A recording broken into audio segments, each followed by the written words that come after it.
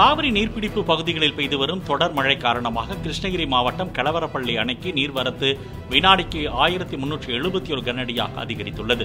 இதனால் அணையிலிருந்து வினாடிக்கு 1272 கனஅடி நீர் தென்பெண்ணை ஆற்றில் வெளியேற்றப்பட்டு வருகிறது. கர்நாடக மாநிலத்தில் உள்ள தொழிற்சாலைகளின் கழிவு நீர் நேரடியாக தென்பெண்ணை ஆற்றில் கலப்பதால் குவியலாக ரசாயன நுரைகள் செல்வதாக விவசாயிகள் மற்றும் பொதுமக்கள் வேதனை தெரிவித்தனர்.